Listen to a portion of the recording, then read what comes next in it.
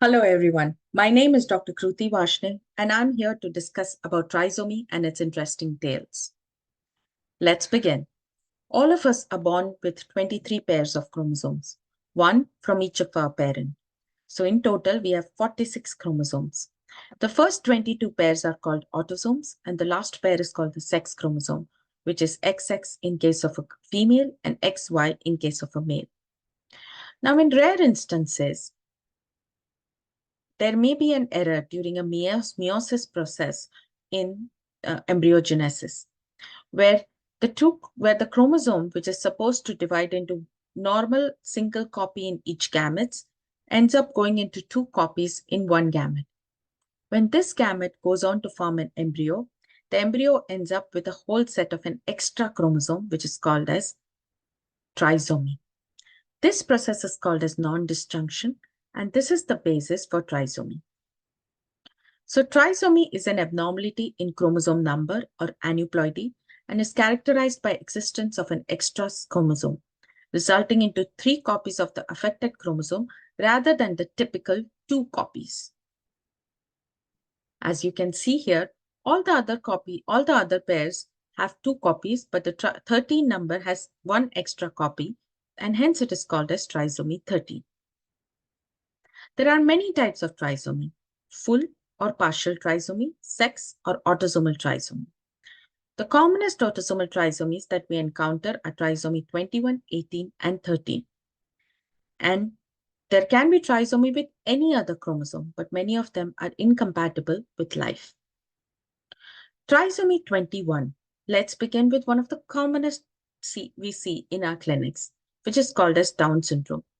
This was discovered by John Langdon Down back in 1866. And the chromosomal basis of this syndrome was discovered by Jeroen Lejeune in 1959. And hence, you can see that the incidence of Down syndrome is around 1 in 700 to 1 in 1,000. However, 1/3 of them are still not diagnosed, 1/3 of them are still not counseled properly. Many of these children with Down syndrome may have different problems, and hence, a genetic counseling will play an important role in addressing those individual problems. Next is trisomy 13, which is named after Klaus Patau, who is a German physician who discovered it in 1960. The incidence is around 1 in 10,000 to 20,000 live births with a high antenatal mortality. A postnatal survival rate is around 6 to 12% after the first year of life because of the various multi-system anomalies associated with this syndrome. It is the third most common aneuploidy. Moving forward, we have Edwards syndrome, which is trisomy 18, which was also discovered during the same time in 1960s by John Hilton Edwards, and the overall live-born prevalence is around 1 in 6,000 to 8,000 with a higher overall prevalence because of the increased fetal loss and pregnancy termination. The females are more affected than males, and the females survive more postnatally than males. This is an observation done from various studies done for trisomy 18. Now let's see how, as a geneticist, I approach a patient who walks into my clinic with a probable diagnosis of Down syndrome. I have a newborn baby to a first-time parents who referred to our clinic with a query of Down syndrome. I make a 3-generation extended pedigree chart to know about any other abnormality or any other specific problem in their family, with a full examination and to record weight and other anthropometry. After a detailed examination, I explain them the need for genetic testing and what is getting to be tested for, along with the cost and the turnaround time to the tests. Any confirmatory tests which are necessary needs to be explained, and the necessity needs to be explained. Discuss about any specific issue that the parents want to address at this point, and along with any management or treatment of medical problems. What are the tests that are available for trisomy? The first test is a karyotype. Karyotype is like a snapshot or an image of our chromosomes. This is how they look under a microscope. They are then neatly arranged in from labeling from 1 to 23. As you can see, all other chromosomes are 2 in number, but the 21 number chromosome has an extra set, which is called as trisomy. Because normally all of us are 46 numbers, and there is an extra number over here, it is labeled as 47, X and a Y, because the sex chromosome makeup is of a male, plus the 21 number is where the extra number is.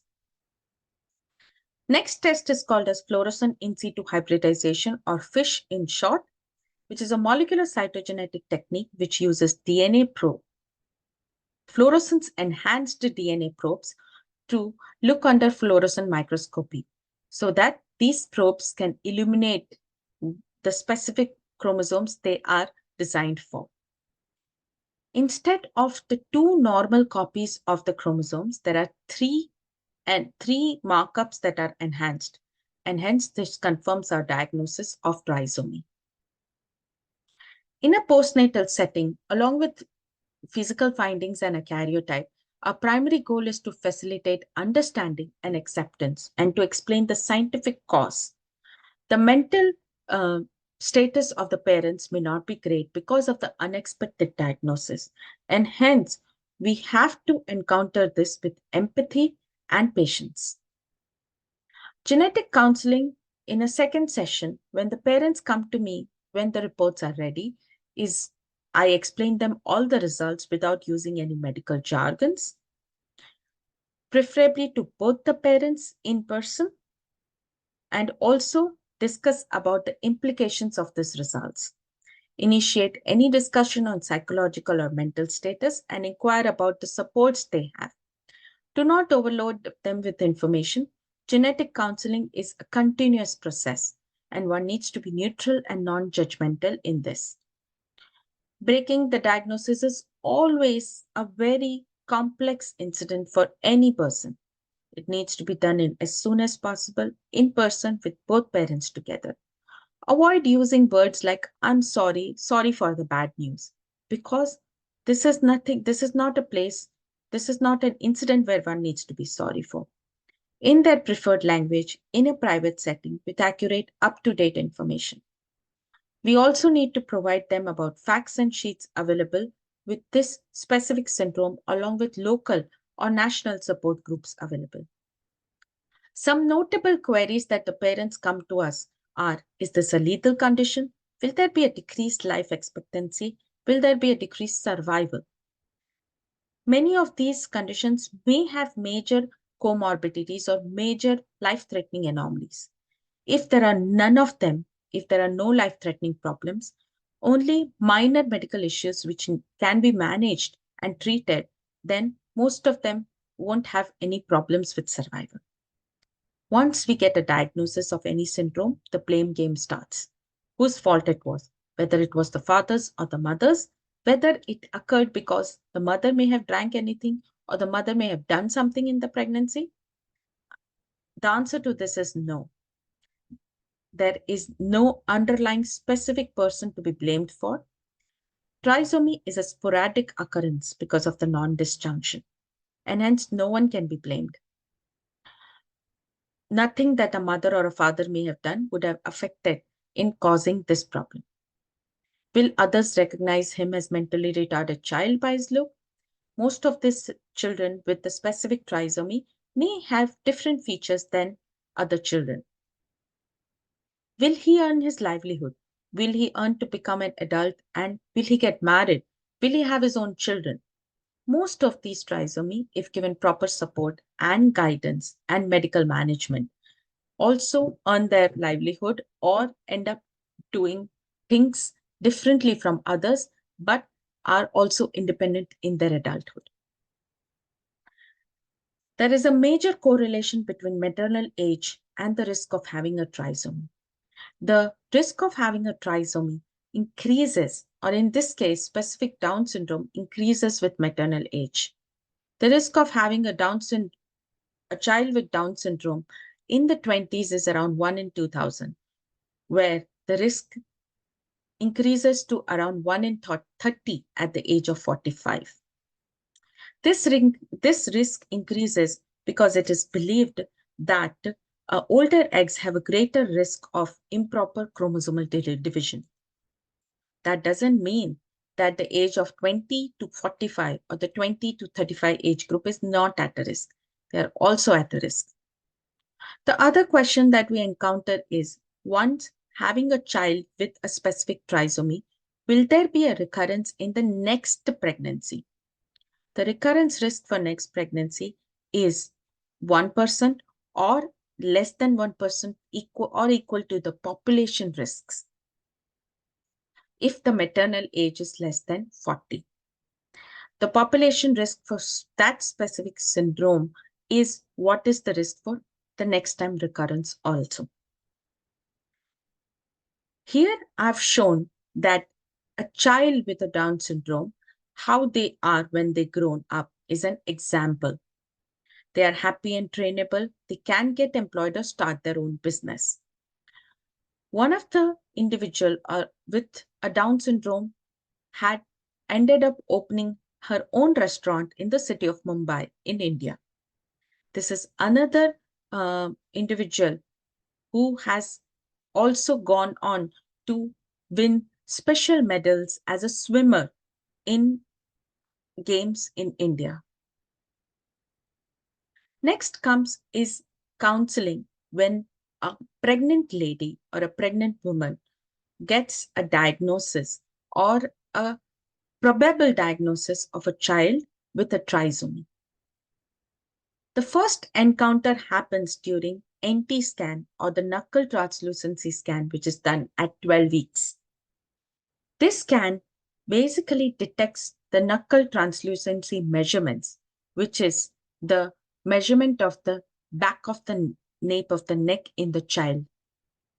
This measurement, if it is more than the specific provided limit, there is a higher chance of chromosomal anomalies.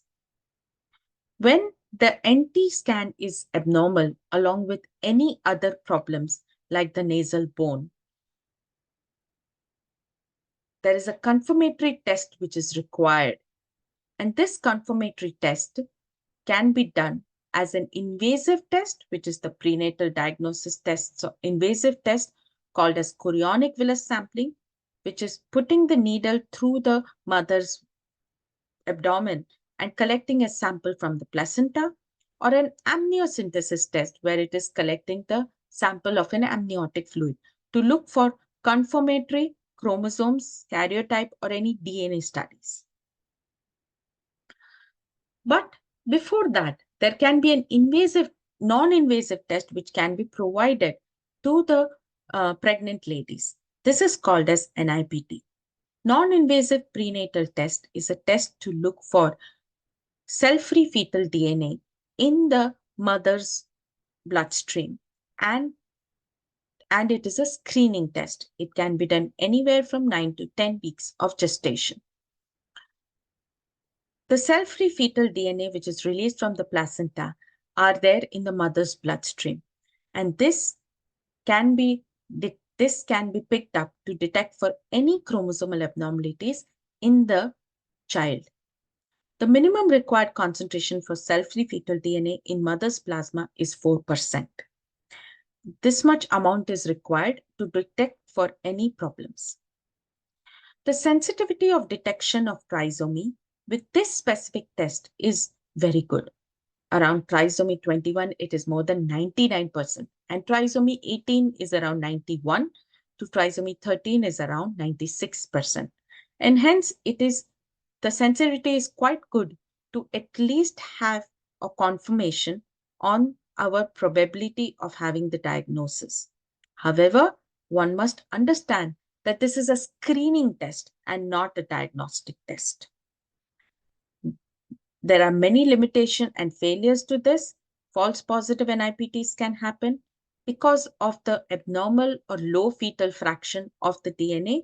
The test may come out to have a failure rate higher. Also, in case of multiple pregnancies or twin gestations, this test may have its own limitations.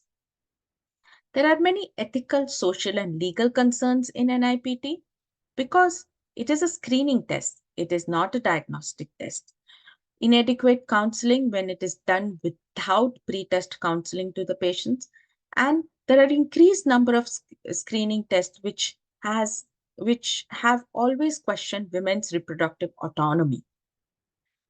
Also, in countries where sexing is still not legal, sexing for social reasons can be one of the major legal or ethical or social concern associated with these tests. What is the future of this trisomy? The future of this trisomy is when there are many clinical trials going around to discover a therapy or an approach to solve this trisomy. One of the approaches is using the X-zist or the X-inactivated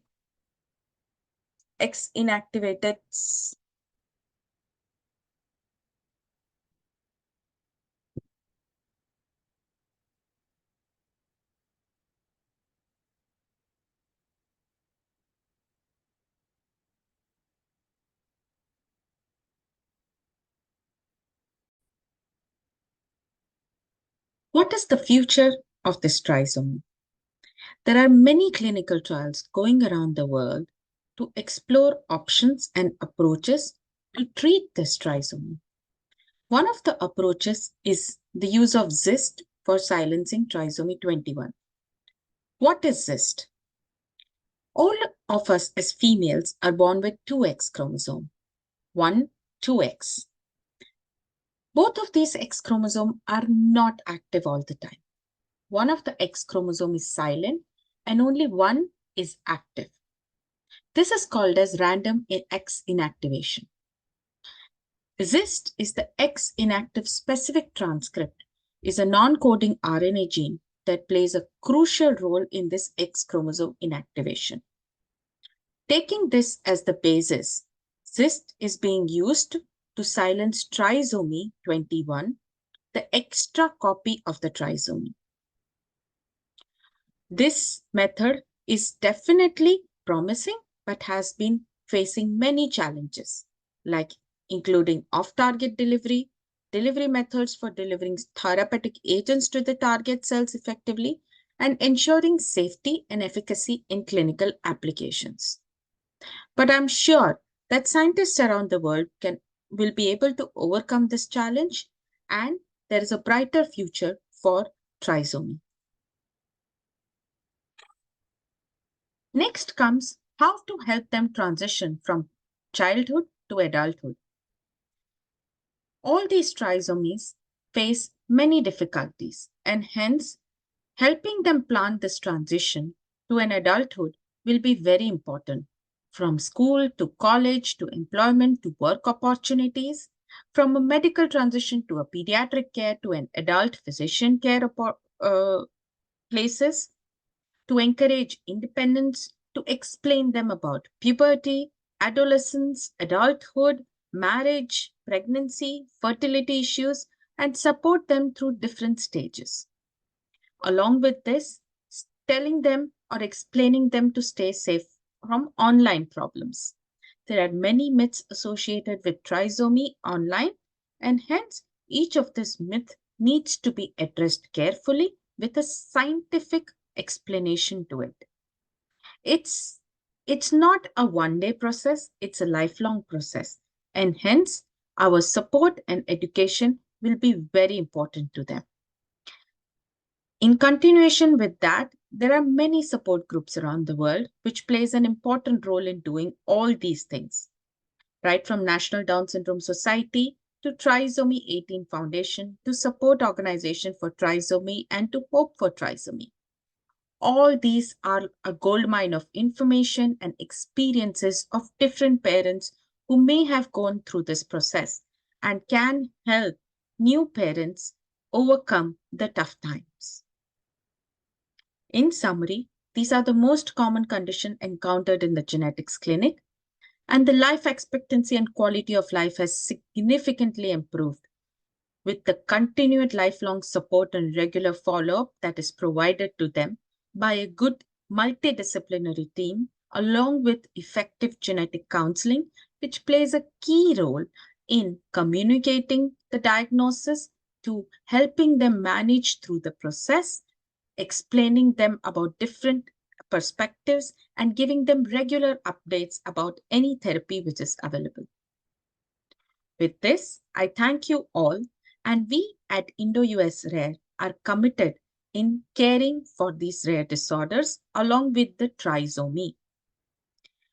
Do join us in our mission and reach us out if you have any queries. I leave you with this painting which has a diagnosis of a trisomy. If any one of you can guess it or come up with an answer, please leave a message on our website. Thank you so much.